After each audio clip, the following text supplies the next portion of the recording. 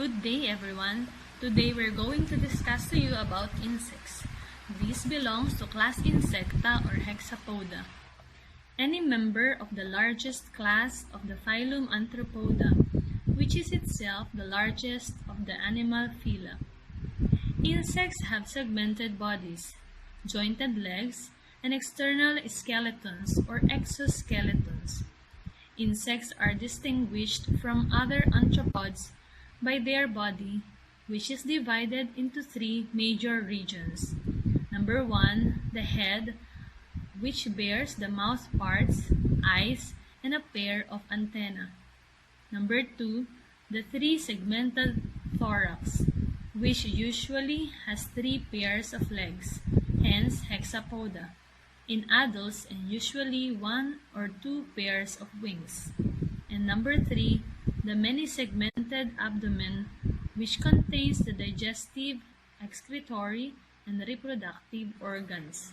In a popular sense, insect usually refers to familiar pests or disease carriers, such as bedbugs, houseflies, clothes moths, Japanese beetles, aphids, mosquitoes, fleas, horseflies, and hornets, or to conspicuous groups such as butterflies, moths, and beetles.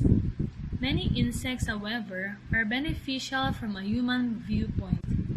They pollinate plants, produce useful substances, control pest insects, act as scavengers, and serve as food for other animals. Furthermore, insects are valuable objects of study in elucidating many aspects of biology and ecology. Much of the scientific knowledge of genetics has been gained from fruit fly experiments and of population biology from flower beetle studies. Insects are often used in investigations of hormonal action, nerve and sense organ function, and many other physiological processes. Insects are also used as an environmental quality indicators to assess water quality and soil contamination, and are the basis of many studies of biodiversity. Let us now discuss the general features of insects. In numbers of species and individuals, and in adaptability and wide distribution, insects are perhaps the most eminently successful group of all animals. They dominate the present-day land fauna, with about 1 million described species. This represents about 3/4 of all described animal species.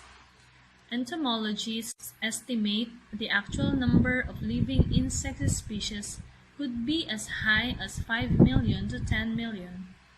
The orders that contain the greatest number of species are Coleoptera, the beetles, Lepidoptera, the butterflies and moths, Hymenoptera, the ants, bees, and wasps, and Diptera, the true fly. The majority of insects are small, usually less than 6 millimeters or 0.2 inch long, although the range in size is wide. Some of the feather-winged beetles and parasitic wasps are almost microscopic, while some tropical forms such as the Hercules beetles, African Goliath beetles, certain Australian stick insects, and the wingspan of the Hercules moth can be as large as 27 centimeters or 10.6 inches. In many species, the difference in body structure between the sexes is pronounced, and knowledge of one sex may give few clues to the appearance of the other sex. In some, such as the twisted-winged insects or Strepsiptera, the female is a mere inactive bag of eggs, and the winged male is one of the most active insects known. Modes of reproduction are quite diverse, and reproductive capacity is generally high. Some insects, such as the mayflies, feed only in the immature or larval stage and go without food during an extremely short adult life. Among social insects, queen termites may live for up to 50 years, whereas some adult mayflies live less than 2 hours. Some insects advertise their presence to the other sex by flashing lights, and many imitate other insects in color and form, and thus avoid or minimize attack by predators that feed by day and find their prey visually, as do birds, lizards, and other insects.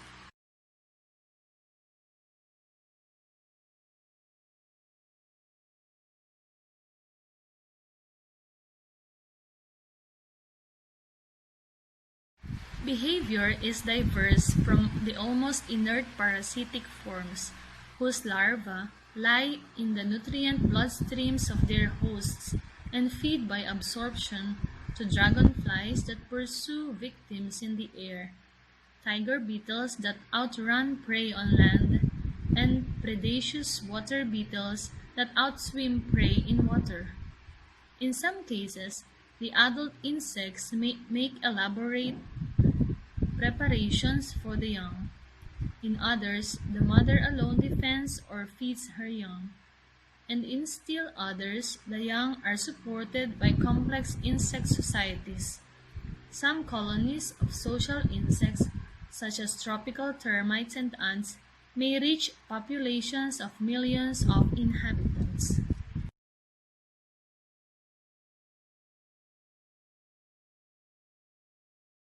Scientists who are familiar with insects realize the difficulty in attempting to estimate individual numbers of insects beyond areas of a few acres or a few square miles in extent. Figures soon become so large as to be incomprehensible. The large populations and great variety of insects are related to their small size, high rates of reproduction, and abundance of suitable food supplies. Insects abound in the tropics, both in numbers of different kinds and in numbers of individuals. If the insects, including the young and adults of all forms, are counted on a square yard, 0.84 square meter of rich, moist surface soil, 500 are found easily and 2,000 are not unusual in soil samples in the North Temperate Zone. This amounts to roughly 4 million insects on one moist acre, or 0.41 hectare. In such an area, only an occasional butterfly, bumblebee, or large beetle, supergiants among insects, probably would be noticed. Only a few thousand species, those that attack people's crops, herds, and products, and those that carry disease, interfere with human life seriously enough to require control measures. Insects are adapted to every land and freshwater habitat where food is available, from deserts to jungles, from glacial fields and cold mountain streams to stagnant lowland ponds and hot springs. Many live in brackish water up to 1/10 the salinity of seawater. A few live on the surface of seawater, and some fly larvae can live in pools of crude petroleum where they eat other insects that fall in.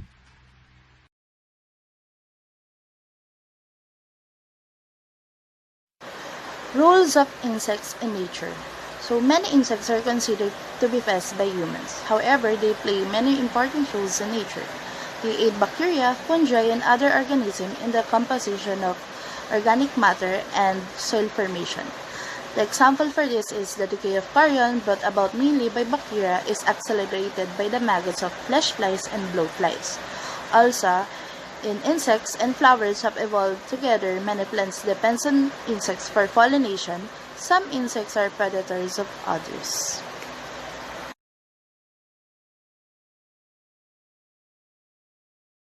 Commercial significance. Certain insects provide sources of commercially important products such as honey, silk, wax, dyes, or pigments, all of which can be direct benefits to humans. Because they feed on many types of organic matter, insect can cause considerable agricultural damage. Insect pests devour crops of food or timbers, either in the field or in storage, and convey infective microorganisms to crops, farm animals, and humans. The technology for combating such pests constitute the applied science of agriculture and forest entomology, stored product entomology, medical and veterinary entomology, and urban entomology.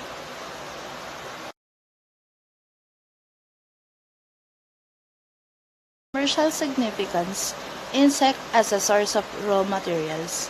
For primitive people or people living in rural areas who gathered food, insects were significant food source. Like in Thailand, their street food is different kinds of insects. There are some grasshopper plagues, termites, swarm, large palm weevil grubs, and other insects are still source of protein in some countries. The dry, scaly excreta of coccids, Homoptera, or it means any variety of sucking insects, on tamaris or large trees is the source of manna in Sinai Desert. Coccids were once the source of crimsons or dikermes. The cocchinelle or the carmine from Dactylopus scale insects found of Mexican cacti was used for dyeing clothes by the Aztec is used as to dye foods, cosmetics, drugs, and textiles. Several insects wax are used commercially, especially beeswax and lax wax.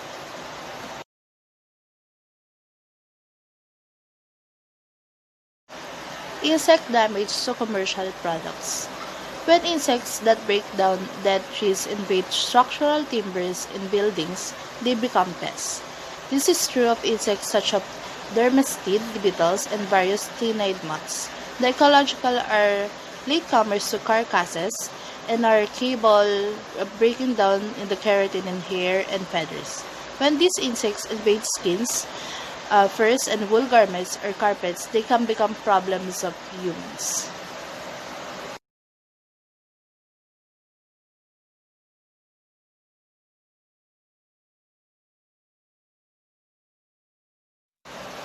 Agricultural significance and ecological factors.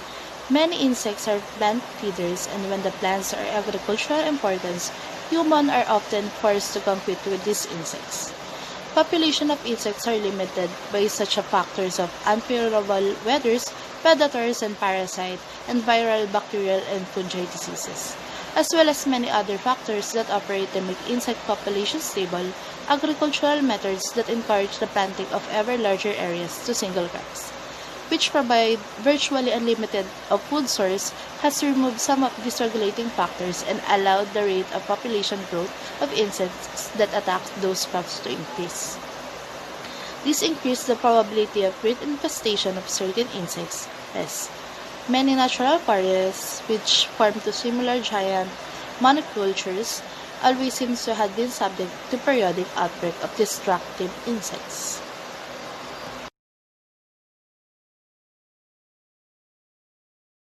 To growing crops under agricultural significance. Insects are responsible for two major damage to growing crops. First is direct injury done to the plants by the feeding insects, which eat leaves or burrows in stems, fruits, and roots. There are hundreds of pest species of this type, both in larvae and adults, among Orthoteras, Homopteras, Heteropteras, Coleopteras, Lepidopteras, and Dipteras. The second type is indirect damage, is which the insect itself does a little or no harm but transmit a bacterial, viral, and fungal infection into a crop. Examples include the viral diseases or sugar beets and potatoes carried from plant to plant by aphids.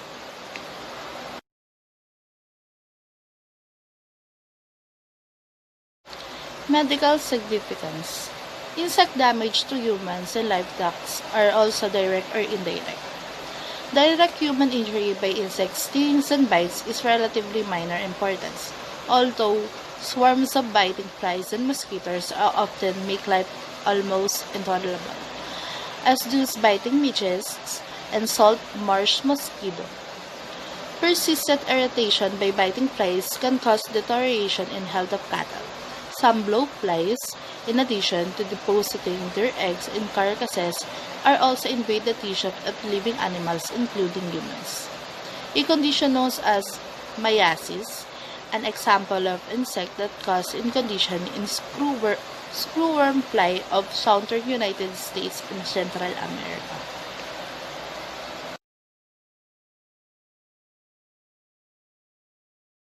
Control of insect damage.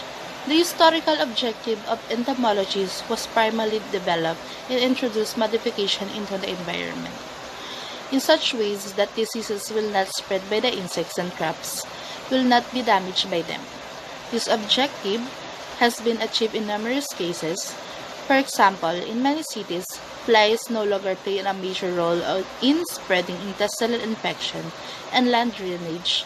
Improved housing and insecticide use have limited malaria in many parts of the world. The topic that was given to us is about the class Insecta. My part is about the class Insecta. My part of the report is about the natural history. The natural history has 4 subtopics. First one is the life cycle. The second one is sensory perception. The third one is behavior. And the fourth one is ecology. The first lesson under life cycle is about eggs. We all know that most insects begin their lives as fertilized eggs. But did you know that insects may pass unfavorable seasons in the egg stage, which is called diapause? Now, what is diapause? Diapause is the temporary pause of development and growth of an organism due to the adverse environmental conditions, which means it may be too cold for the egg to fertilize. We are done with the first part of the natural history of class Insecta. We now move on to the second part. Now we'll start the second part with the sensory perception. There are 4 under the sensory perception. We'll start with the touch. A picture word is very important to remember, and that word is tactile hairs. Tactile hairs are concentrated on the antenna, palps, legs, and tarsi, and it covers the entire body surface. The hair serves to inform them about their surroundings and their body positions. The next one is sound. The word that I picked for sound is sensilia, because sensilia is very important for the class Insecta, because it can help them avoid danger. Because the class Insecta uses that sensilia to hear if there's an incoming danger for them. After learning about the sensory perceptions, we now go to the behavior. Behavior of the class Insecta. There's one word that stands out. It is instincts. What is instincts? Humans have instincts. Animals do have instincts too. Insects orient themselves by responding to stimuli. Just for example, and you hit them that hard, they will know that you're gonna hurt them, so they will. We're down to the last part of our lesson. The last part of our lesson is the ecology of the class Insecta. Under the ecology of the class Insecta is the terrestrial insects, which include the extreme temperature. If the temperature is too hot, insects seek out cool, moist, and shady spot. And if the temperature is too cold, they will remain in the sun to warm themselves. The next one after egg is the type of metamorphosis. But first, let us know the meaning of metamorphosis. Metamorphosis is a biological process by which an animal physically develops after birth or hatching. So the first type of metamorphosis is a metabolus. What is a metabolus? A metabolus means there is almost no change in form throughout the growth to the adult. The next one is hemimetabulous, which means there is an incomplete metamorphosis, unlike in the ametabulous that there is no change. In hemimetabulous there is a little change, but it is not complete. The last one is holometabulous. Unlike the first two, the first one there is no change, and the second one there is little change. In the third one, in the holometabulous, there is a complete metamorphosis of the insects. After tackling the metamorphosis, we now move on to the types of larvae. Larvae may vary considerably based on its shape and are classified into 5. The first one is the eruciform. Eruciform is the type of larvae which is a caterpillar-like. The second one is the scarabaeiform, which is the larvae that is grub-like. The third one is the campodeiform, which is flattened and active larvae. The fourth one is the elateriform. It is the larvae that is like a wireworm. And the last one is the vermiform. It is the larvae that is like a maggot. After tackling the types of metamorphosis and the types of larvae, we now move on to the types of pupae. There are 3 types of pupae. The first one is the obtuse pupae, in which the appendages more or less is glued to the body. The second pupae is the exarate pupae, in which the appendages is free and not glued to the body. The last pupae is the coart, essentially exarate but remaining covered by the cast skin. The next part of the life cycle is the reproduction. Adult insects is geared primarily to reproduction. The type of reproduction of the insects is mostly sexual. Let's give an example of how the insects reproduce. The first example is the butterfly. The butterfly, which the most important thing is their vision. The color of the female in flight can attract the male of the same species.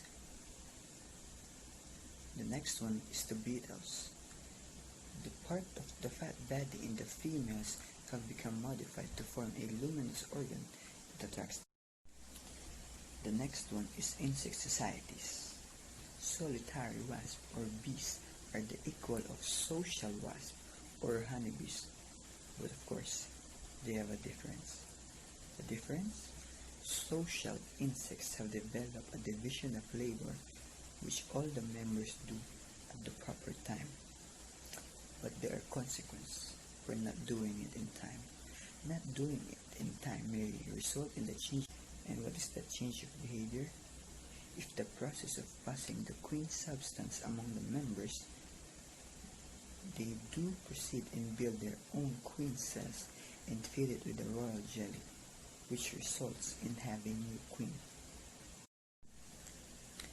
We now move on to the roles of the hormones. We should always remember that both molting and metamorphosis are controlled by the hormones.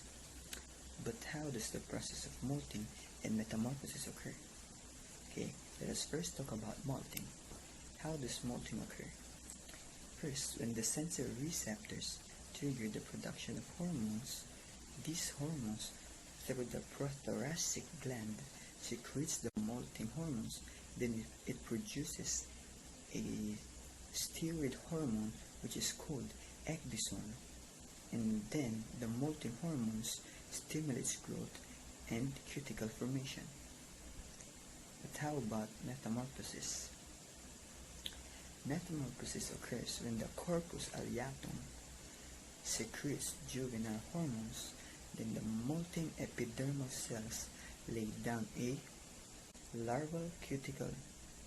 Lastly, in the last larval stage, hormone is no longer produced because insects undergo the metamorphosis into adult. The very last part of this lesson about the class Insecta is the ability to protect themselves from enemies, because we all know that class Insecta is very vulnerable to predators that are bigger and stronger than them. Let us give example on how they protect themselves. For example is the caterpillar. They have these special irritating hairs that turns off the predators from touching them. Some species of the class Insecta uses their dermal glands that has poison, and some has the ability to conceal and use camouflage to avoid and dodge the danger of their predators. That is all for my part of the lesson. Thank you.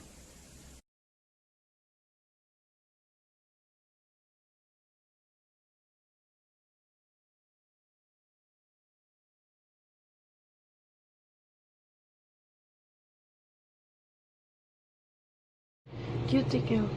The insect is covered by the cuticle, a layer of inert material laid down by a single sheet of epidermal cells.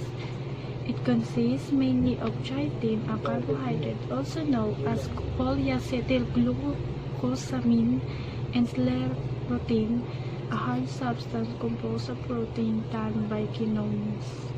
The cuticle, which has an outer layer of the waterproofing wax to prevent loss evaporation, also serve as the skeleton to which the muscles are attached. In insects such as caterpillars, in which the cuticle is soft and flexible, the skeleton is of the hydrostatic type. In this type, body fluid pressure maintained by muscle tension beneath the body wall provides the firmness necessary of the functions of muscles involved in a movement. In insects with hard bodies, the cuticle is made of hardened areas called sclerites that are connected joints at the back of the head and in the thorax. Hardened ingrowths of the cuticle, known as apodemes, furnish a kind of internal skeleton for a muscular attachment. Insect colors depend partly on pigments incorporated in the cuticle. However, the most important pigments often occur in epidermal cells below the cuticle. In butterflies and moths, pigments may be deposited in flattened hairs or scales covering their wings. Some of the most brilliant insect colors are not the result of pigmentation but are physically interference colors or group or pits in the surface of the wing scales or the cuticle itself. Head. The ancestors of insects most likely had bodies consisting of many similar segments with only minor aggregation of the nervous system in the anterior head segment. These primitive insects' ancestors probably looked something like modern centipedes, with a pair of appendages on each body segment but without a well-developed head. In present day, insects' segments are grouped into the three regions known as the head, thorax, and abdomen. Thorax.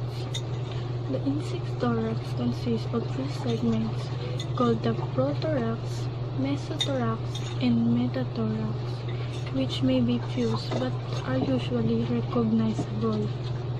Each segment has four groups of hard plates. Sclerites, the group of the notum, upper, the pleura, sides, and the sternum is underside.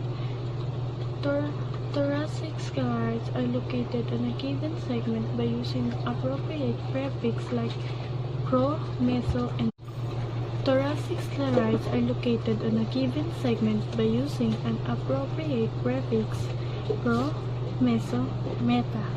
For example, the notum upper sclerite of the prothorax is the pronotum. Segments bears a pair of legs, and in the mature insect, the mesothorax and metathorax typically carry a pair of wings. Each leg always consists of 5 parts: a cossack articulated to the thorax, a small throat chanter, a femur, a tibia, and a tarsus with 1 to 5 segments.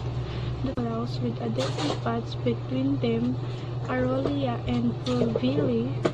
This enables the insects to hold onto smooth surface.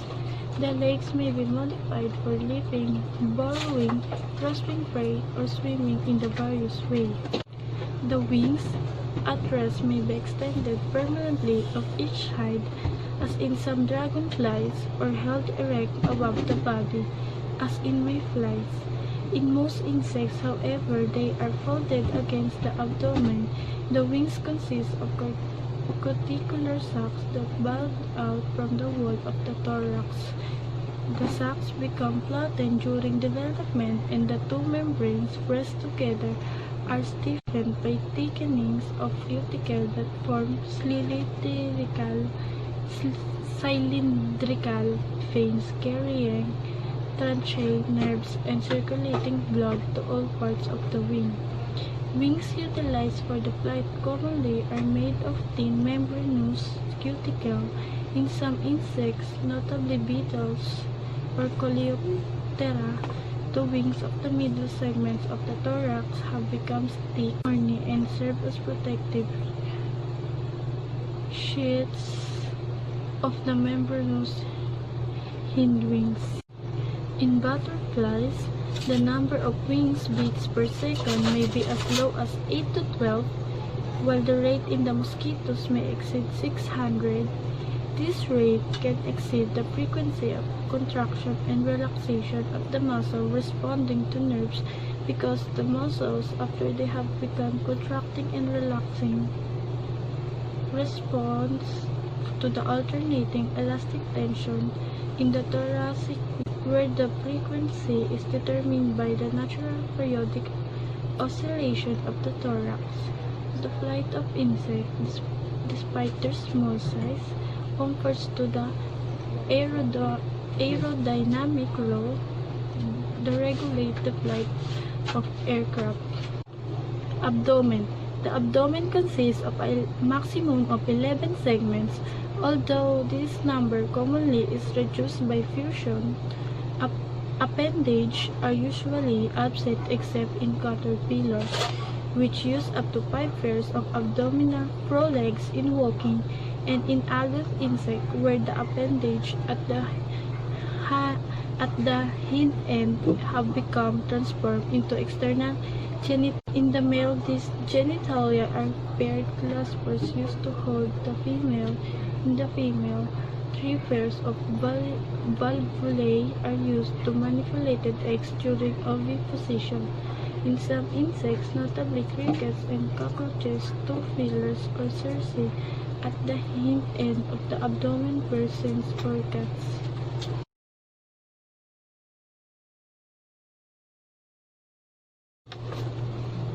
Digestive system.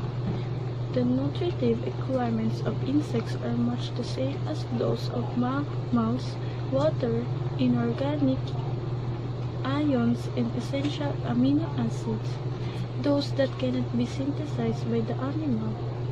The requirements are performed. Fat and carbohydrates vary with the species.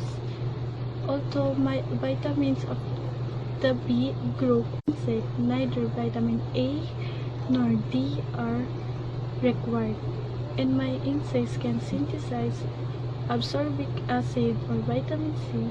On the other hand, insects cannot synthesize adequate quantities of cholesterol. Thus, in effect, cholesterol can be defined as a vitamin of insects. Insects that feed slowly on some restricted diet have special cells called mycetocytes that harbor symbiotic microorganisms.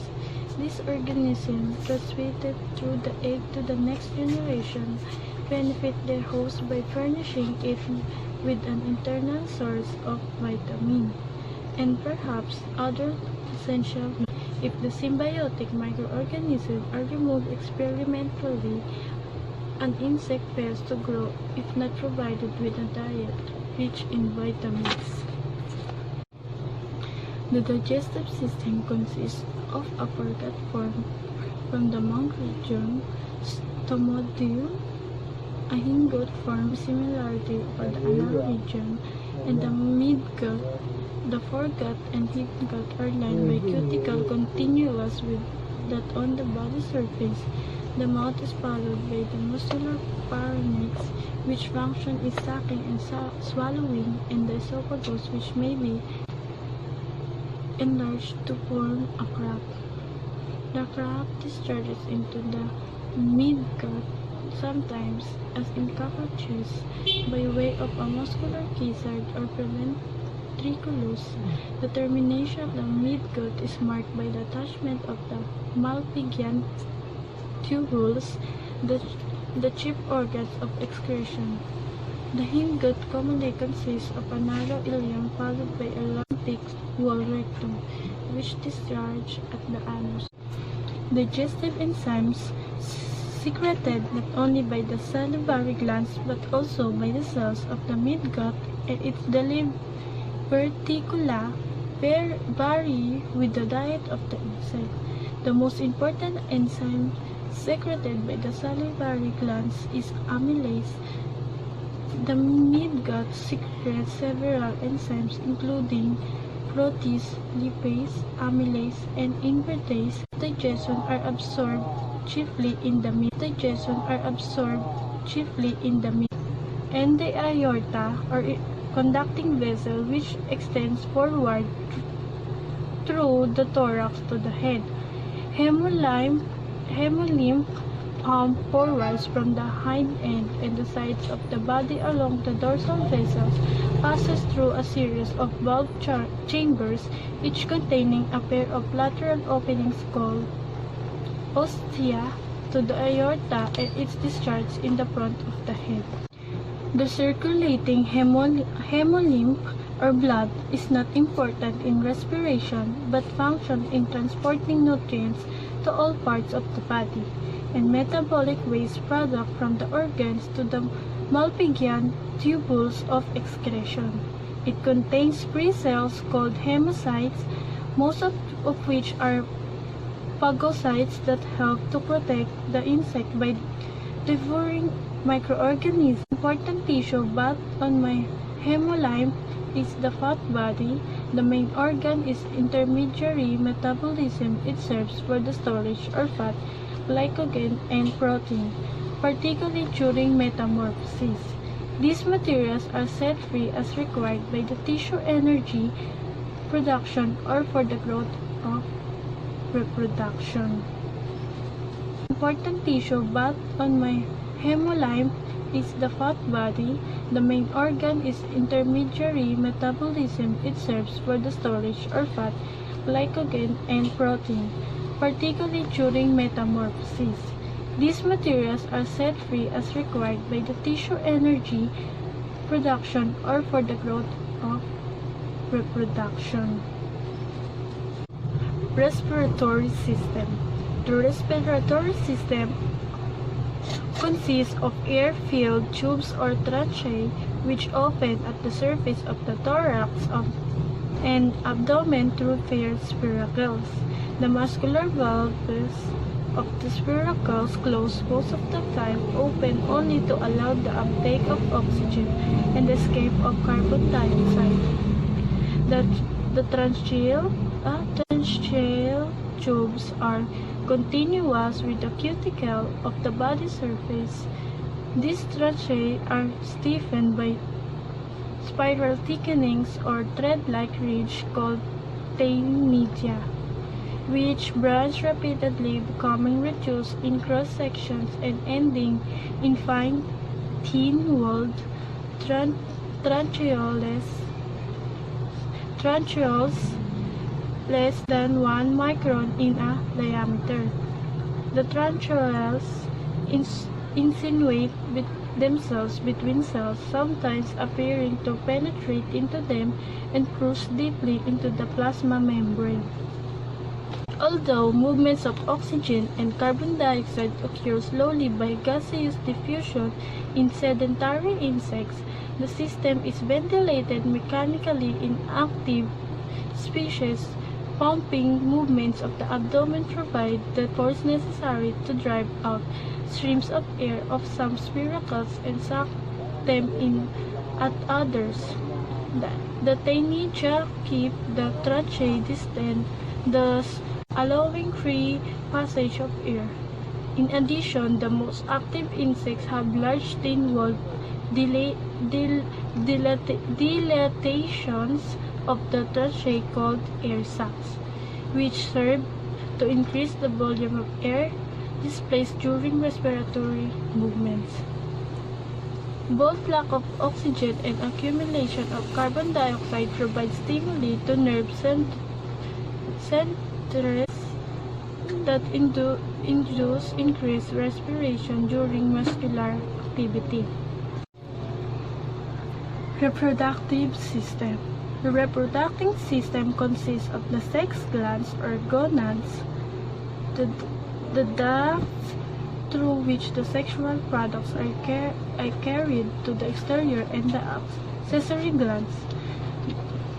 The two testes are made up of variable number of follicles in which the spermatocytes mature and form packets of elongated spermatoza. Spermatoza liberated in bundles with heads held in the cup of gelatinous material accumulated in the vesicula seminalis, a dilated section of the male sexual duct or vas deferens. Each of the two ovaries consists of a number of ovarioles. The ovarioles converge upon the two oviducts, and the oviducts unite to form a common oviduct. Down from the ripe eggs are discharged. Each ovariole consists of a germarium and a series of ovarial follicles. The germarium is a mass of the undifferentiated cells that form oocyte cells and follicular cells, which invest the enlarging oocyte as a continuous epithelium, provide the materials for yolk formation, and in the final stage lay down the eggshells or chorion. The ovarial follicles increase progressively in size as the oocytes grow to the form of ripe eggs. Nervous system. The central nervous system consists of a series of ganglia that supply nerves to successive segments of the body. The three main ganglia in the head is protocerebrum, deuterocerebrum, and tritocerebrum. Commonly are fused to form the brain or supraesophageal ganglion. The rest of the ganglionic chain lies below the alimentary canal against the ventral body surface.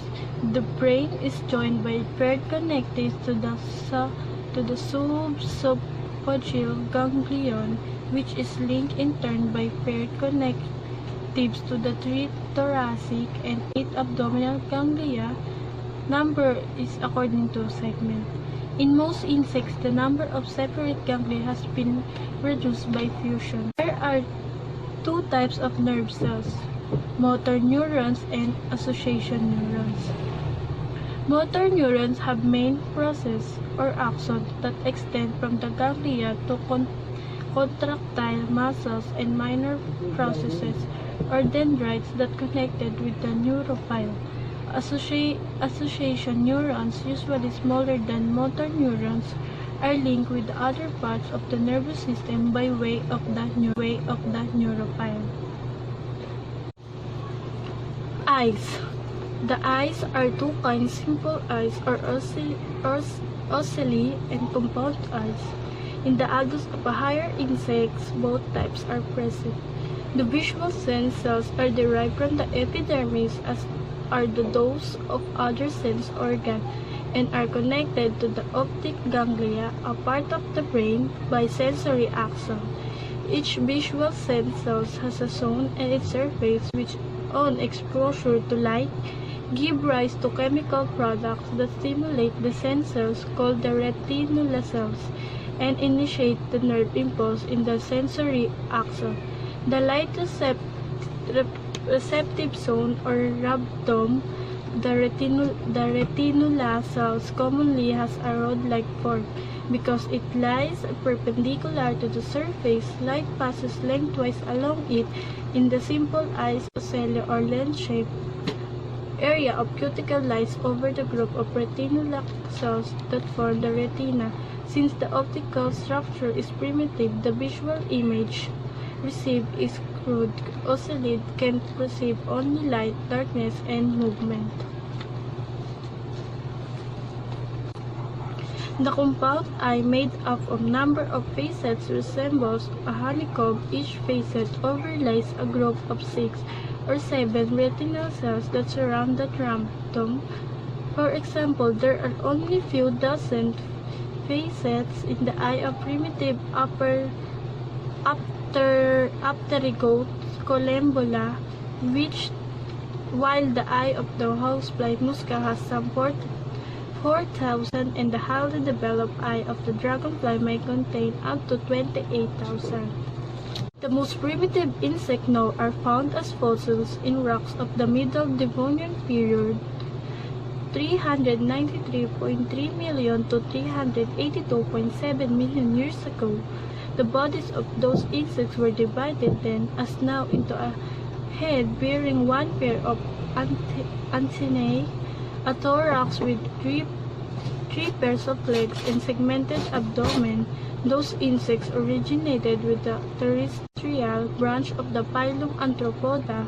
The Arthropoda, whose origin is thus far unknown, probably arose in Precambrian times, perhaps as many as 1 billion years ago.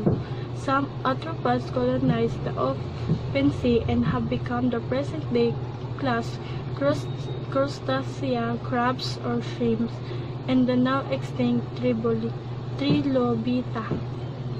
Other arthropods colonized the land. This terrestrial line persists chiefly as the classes Onychopora, Arachnida, spiders, scorpions, or ticks. The myriapods, consisting of Diplopoda or millipedes, Pauropoda, Simpila, or Simpila, I don't know, and the most primitive insects today are found among the wingless hexapods, sometimes known collectively as pterygotes. They include proturans, thysanurans, diplurans, and collembolans. It is agreed generally that insects are related most closely to the myriapod group, among which the simple features required for the ancestral insects: brown, Y-shaped epicranial suture, 2 pairs of maxillae, a single pair of antennae or antenna, styli or sacs on the abdominal segment, cerci, and malpighian.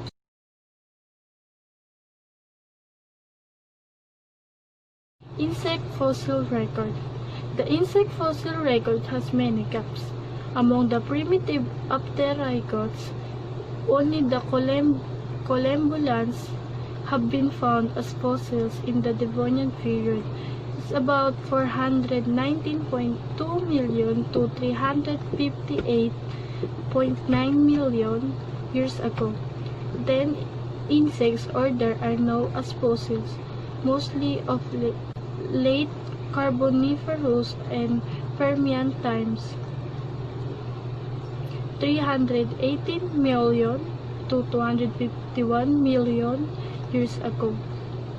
No fossils have yet been found from the late Devonian, about 382.7 million to 358.9 million years ago, or early Carboniferous, about 309 million to 318 million years ago, period,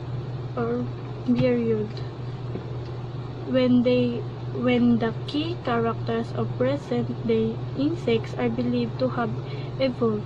Thus, early evolution must be inferred from the morphology of extant insect phylogeny.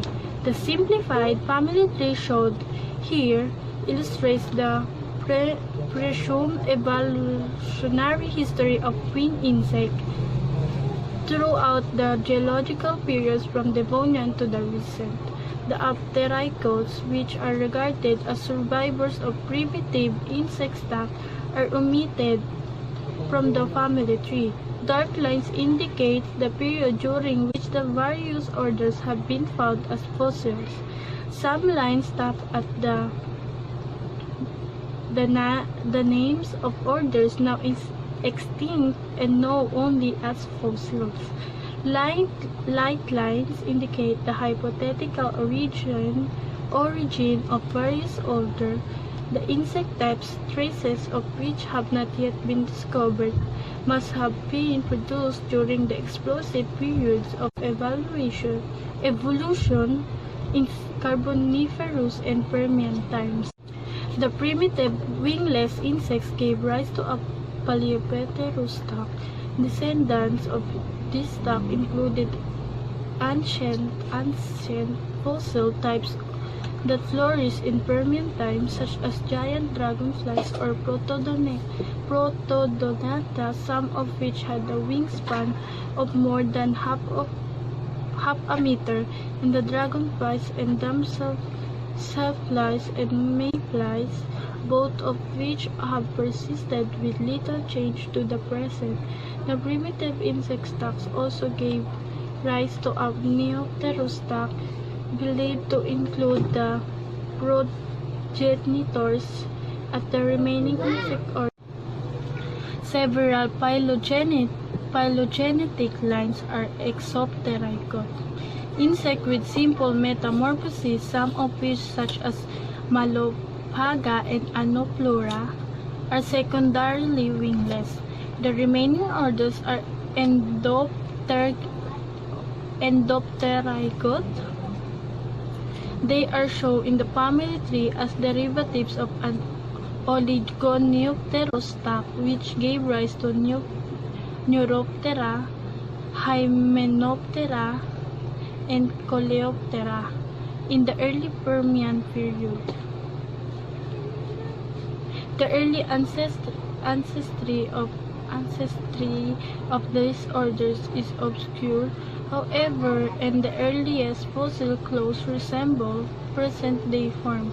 One line from the evolutionary radiation at the beginning of the Permian gave rise to a Mecopteroid stock, and there is good evidence that a subradiation of these Mecopteroid orders, called the Paranoid complex, provide the origin of the present Mecoptera, Diptera, Siphonoptera, Trichoptera, and Lepidoptera.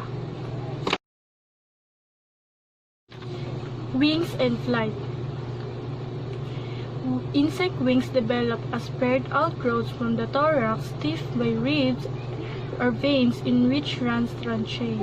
These tranchae follow a consistent pattern throughout the Pterygota, and their specific modifications are important in classification and in estimations of the degree of relationship between groups. The basic constancy of venation suggests that wings have been evolved only once among the insects, that is, all the Pterygota arose from a single stem in the family tree. By the time fossil insects are found, wings are developed fully. In the Paleoptera, the wings are held aloft above the back, as in mayflies, or held extended permanently on each side as the body, as in dragonflies. Throughout the Neoptera, there is a wing flexing mechanism that enables the wings to be folded back to the rest on the surface of the abdomen. Winged insects must have their appearance very early in the Carboniferous, but there is no fossil evidence to show the way they evolved. One hypothesis is the wings arose as fixed planes extending sideways from the thorax, and that these planes were used perhaps in some large leaping insects for gliding. Later, muscles developed first to control inclination and then to move the wings in flapping glide.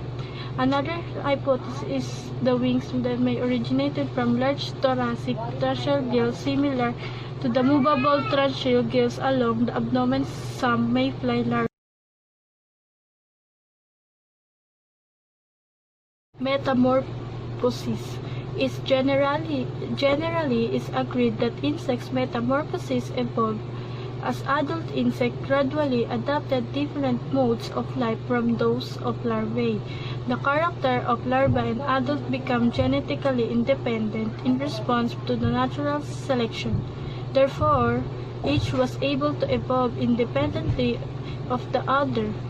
Mouth parts, limbs, and the morphological features were modified in different directions in a higher groups where these differences were extreme and intermediate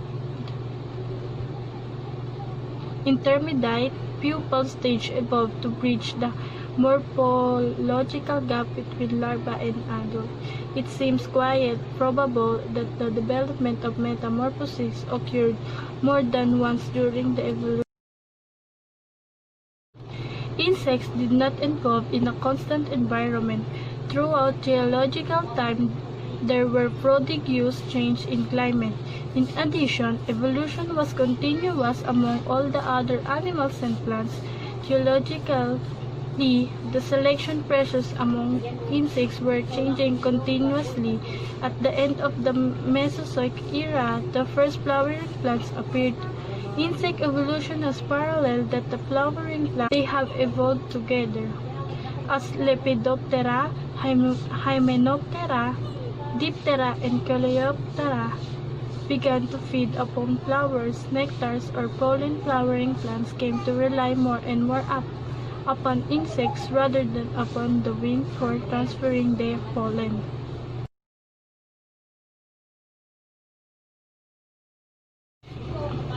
Evolution is occurring among present-day insects.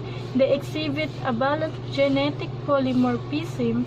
In other words, in response to a small environmental changes, one genetic form more successful than other will become more plentiful. Sometimes there is no visible difference between these forms.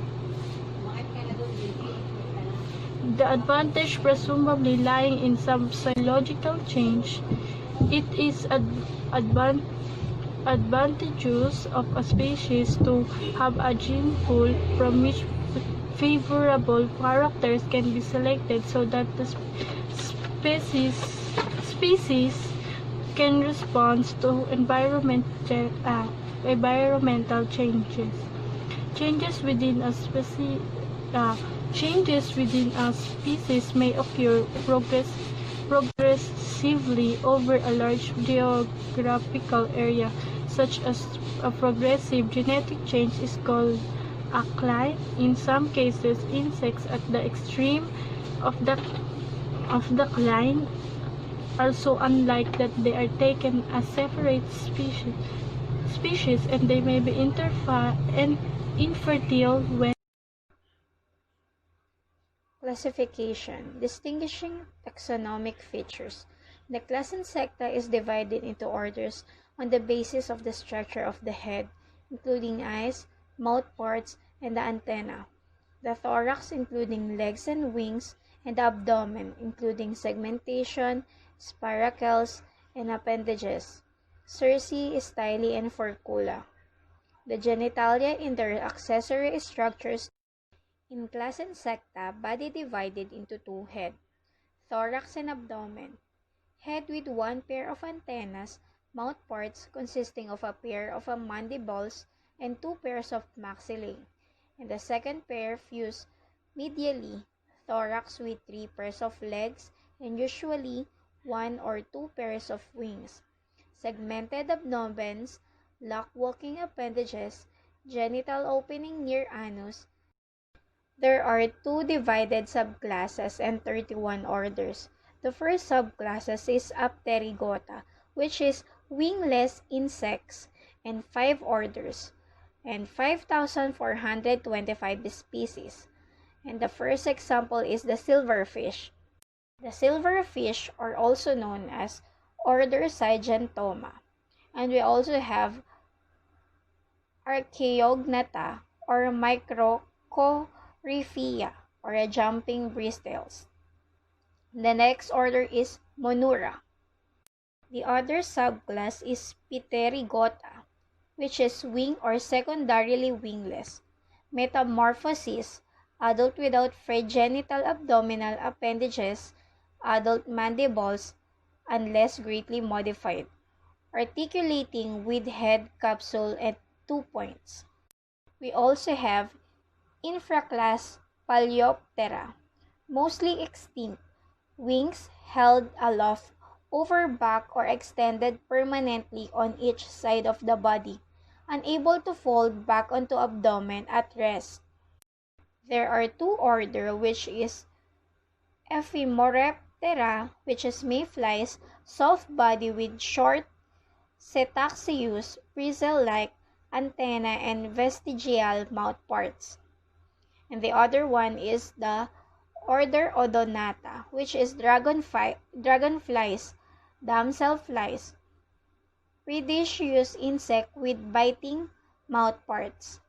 2 pairs of elongate membranous wings, each with a complex network of small cross veins and a conspicuous stigma.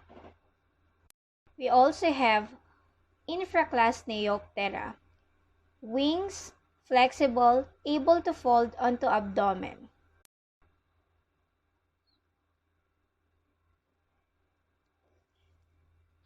Rarely present, wings develop externally. Immature stages commonly resemble adult in structure and habits. Under the superorder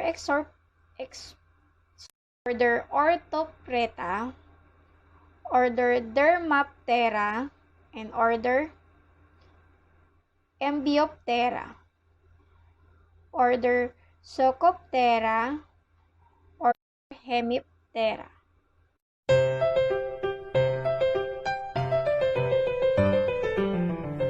Superorder Explotoriga.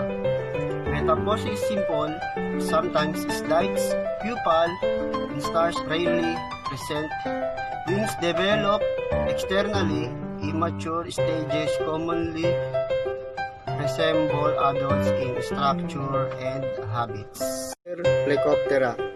Soft-body insects, some large with long bristle-like antenna. Mouthparts of beating type but weak. Wings membranous, folded back over the abdomen in repose. Order Blattodea. In cockroaches, 2 pairs of wings. Thickened forewings called tegima. Hindwings folded longitudinally, findwise, hind legs similar to middle ones, adapted for running. Tarsi of legs 5 segmented, mandibulate mouthparts, adapted for chewing among termites. Social insects, polymorphic in form. Example, large communities consisting of reproductive forms, wingless sterile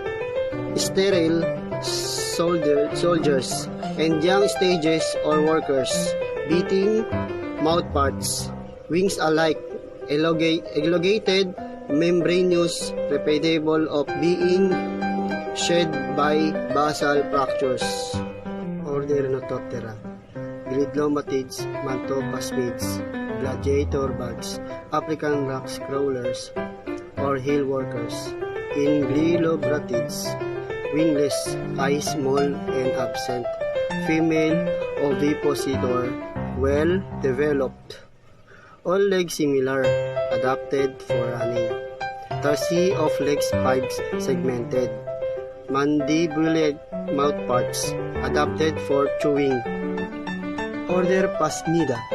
Phasmatoptera, stick and leaf insects, often wingless. When winged, Tegmina, often shorter than wings, all legs similar, adapted for walking, mandibulate, mouthparts. No tympanum, female ovipositor, short, often concealed. Orthoptera, grasshoppers, crickets. 2 pairs of wings, 4 wings called tegmina, femur of hind leg and large for jumping. Tarsi is legs usually with 3 to 4 segments, spatial, auditory, and stridulatory, sound producing. Organs often present mandibulate mouthparts adapted for chewing. Order Dermaptera. Elongated insects with chewing mouthparts. Forewings reduced to every short, leathery, tegmina devoid of veins. Hind wings semicircular with radially disposed veins. Folded fan wings and then transversely many species wingless. Surds unjointed and modified to form heavily skeletized forceps.